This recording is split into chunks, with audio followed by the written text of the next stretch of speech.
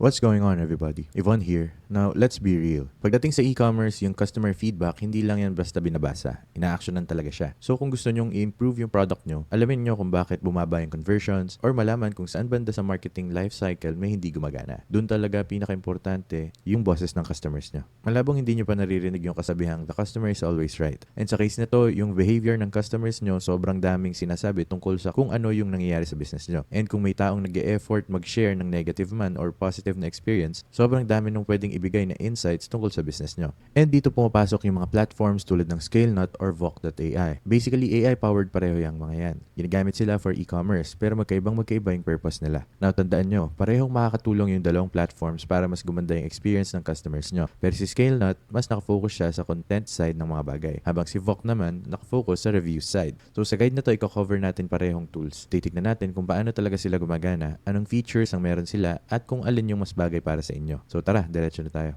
So para magsimula, unahin muna natin si ScaleNut. Ngayon, yung bread and butter talaga ni ScaleNut is yung SEO at content tools niya. And yung main goal nito is magdala ng mas maraming customers papasok. Kasi isipin mo, pagdating sa pagbili ng kahit ano online, palaging may sinasabi yung mga tao kung nagustuhan ba nila or hindi. So pagdating sa SEO at content, sobrang importante na may napapublish tayo na tumatama sa mga points na yon. Halimbawa, kunwari nagbebenta tayo ng backpacks. Pwede tayong mag-customer research at alamin kung anong klaseng keywords yung gumagana sa specific niche na yon. And that way, kung gagamit tayo ng backpack keyword, alam na natin kung anong points yung dapat panggitin, alin yung dapat i-highlight at alin yung mga pwede nang bawasan. Kasi may pinag-uusapan na yung mga tao online, lalo na pagdating sa backpacks. So, gusto nating siguraduhin na lahat ng tamang bagay na pag-uusapan natin. And tandaan nyo, i-share ko yung screen ko habang dinidiscuss ko yung ibang parts ng platform. So, kung gusto nyong sumabay or itry mismo yung platform, yung link para sa free trial nasa description sa baba. Now, pag kinlik nyo yung link, i-click nyo lang yung sign up dito, dadalhin kayo sa screen na to, and gagawin lang natin dito is i-click yung continue with Google. Tapos, piliin nyo yung account na gusto nyo gamitin. I-click yung continue. After nun, magtatanong siya ng ilang basic questions like, ano yung key SEO challenges nyo? Give me new content ideas. Tapos, i-skip natin yung call scheduling and boom, ready na tayo. So, ganito yung magiging itsura ng main dashboard. As you guys can see, maraming options dito. Meron yung article writer na kilala rin bilang cruise mode, content optimizer, keyword planner, traffic analyzer, at content audit. So, mapapansin nyo, lahat ng to umiikot sa SEO at content. At sa pag-make sure na pumupunta talaga yung mga tao sa website nyo. Now, pagdating sa article writer, ganito yung itsura niya. Pwede kayong pumili ng isang keyword na gusto nyong gamitin. Halimbawa, yung backpacks na napag-usapan natin kanina. And tutulungan kayo nitong gumawa ng specific content like blog posts para mas dumami yung traffic papunta sa website nyo. Ipapakita ko sa inyo yung very basic sample report na binibigay ng ScaleNut. So, i-click ko muna yung keto diet para makita natin kung ano talaga yung itsura ng sample report. Sige, click natin. Alrighty. Now, as you guys can see, mukhang ang daming random stuff dito. Pero ganito talaga yung magiging user interface niya. So, makita natin dito yung SEO score. Sa ngayon, 7 out of 100 siya, which is hindi maganda. Pero nagbibigay naman siya ng options kung paano natin pwedeng pataasin yung score. Makita dito yung key terms at kung ilang beses natin sila nagamit. Meta tags, URL, featured snippets, H1 headings, links, iba't ibang klase ng headings, content depth, at keyword density. Basically, iba't ibang ways to kung paano siya pwedeng improve. So dito mismo, diretso sa system, pwede na nating i-modify yung blog.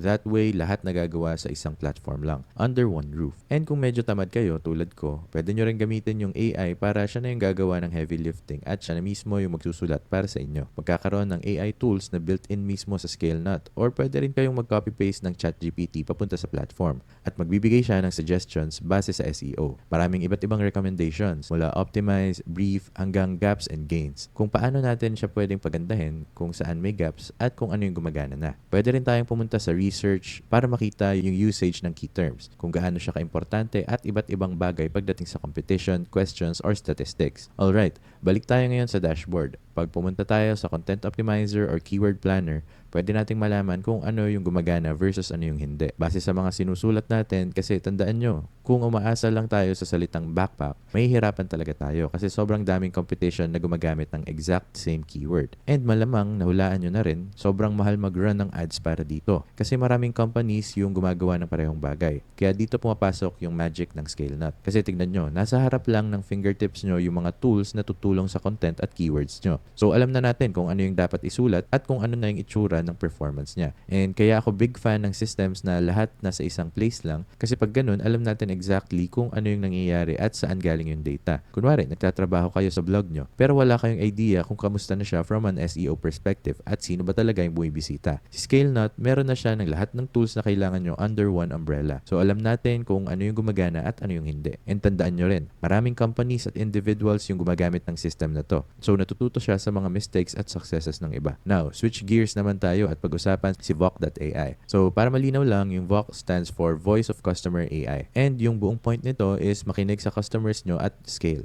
Ibang-iba to kay ScaleNut. Gaya ng sinabi ko kanina, si ScaleNut mas content tool siya kung saan naglalagay tayo ng keywords para malaman kung alin yung successful at alin yung hindi. Pero pagdating kay Voc.ai, ang main focus talaga dito is customer reviews. Yung way ng pag-work ng system is ina-upload natin lahat ng reviews doon and from there malalaman natin exactly kung ano yung gumagana at ano yung hindi. And pwede rin natin gawin yung exact same thing sa competitors natin. So kung nagbebenta tayo ng backpacks at gusto nating makita kung ano yung ginagawa ng competitors, pwedeng ilagay lang natin yung brand ng backpacks nila at makita natin kung ano yung ginagawa nilang maayos, like sizing at colors. At ano yung hindi nila nagagawa ng maayos, like shipping for example. And kung gusto nyong itry yung system, yung link nandun sa description sa baba. Same lang yung proseso. I-click nyo lang yung sign up, tapos continue with Google. Piliin yung email na gusto nyong gamitin, tapos continue. Ayos. Now, i-welcome na tayo. Piliin natin yung Voc, tapos i-click natin yung next, and boom, ready na tayo. Now, as you guys can see, maraming nangyayari under the hood. Meron ditong review analysis, market insight, keyword analysis, negative review detector, review monitoring, at pati social review analysis. So, yung way na tinitignan ko yung system na to, sobrang beast niya pagdating sa kahit anong review related. So, kung gusto nyong i-analyze yung reviews nyo or reviews ng ibang brand,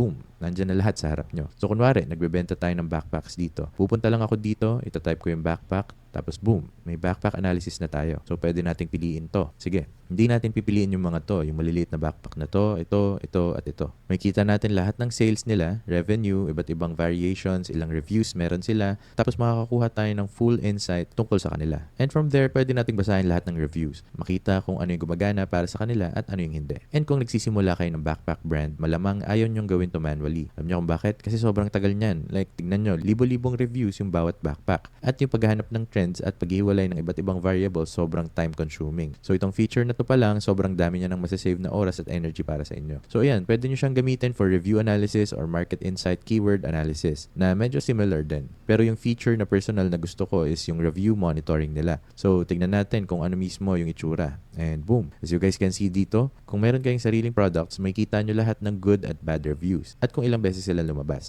May chart dito na nagpapakita ng lahat ng statistics at may kita rin natin yung distribution at yung trend sa likod nun. Yung dahilan kung bakit sobrang gusto ko yung feature na to is kasi lahat nandyan na sa harap ko. Hindi ko na kailangang magbukas ng 5 magkakaibang windows tapos i-compare sila isa-isa. And kung gusto nyo makita yung specific reviews tungkol sa backpacks na napag-usapan natin, ito yung laptop backpack. Tignan natin yung demo report. And yan. As you guys can see, makikita natin kung sino yung nagsulat, kailan nila sinulat, at para saan nila binili. So dito makikita natin yung customer profile, usage scenario, rating optimization, customer sentiment, buyer's motivation, at mababasa natin lahat ng sinulat nila. So check nyo to. Pagdating sa usage scenario, karamihan ng tao ginagamit siya for travel at trips.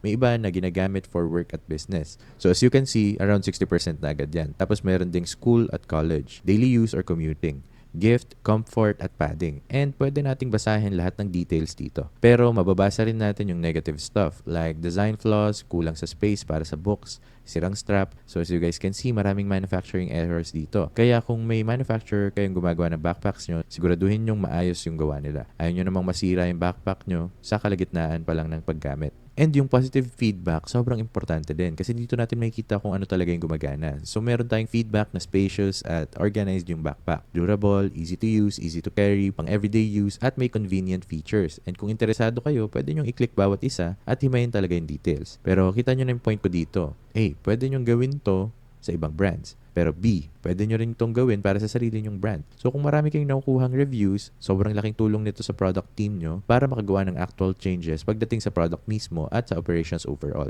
So ngayon, final verdict na. ScaleNut or Voc.ai, alin ba ang mas pipiliin nyo? Ang sagot dyan, depende talaga sa goal nyo. Sa honest opinion ko, kung ang goal nyo is magdala ng mas maraming traffic, mas maraming tumitingin sa products nyo, mas bagay sa inyo si ScaleNut. Ang reason nun is actively niyang ini-scan yung keywords at SEO strategies para magpasok ng mas maraming tao. And honestly, sino ba naman ang magrereklamo sa sobrang daming customers? Sa kabilang side naman, kung gusto nyo talagang i-improve yung internal processes nyo at intindihin ng mas mabuti kung ano talaga yung ibig sabihin ng reviews, doon naman magsha-shine si Vok. Kasi tingnan nyo, maraming businesses ngayon yung sobrang dami na ng orders na hindi na nila kayang i-handle lahat. So yung main goal na lang nila is panatilihing masaya yung existing customers. So kung nasa ganitong situation kayo ngayon na ang dami nyo ng orders, ayaw nyo na munang magdagdag at gusto nyo na lang pagandahin yung meron kayo, doon ko pipiliin si Vok.ai. Kasi hindi nyo lang siya magagamit para sa sarili nyong business, pwede nyo rin siyang gamitin para i-analyze yung competitors nyo at makita kung ano yung ginagawa nila at kung paano nyo pwedeng i-apply yun sa operations nyo. Pero at the same time, personal opinion ko na gamitin nyo parehong platforms ng sabay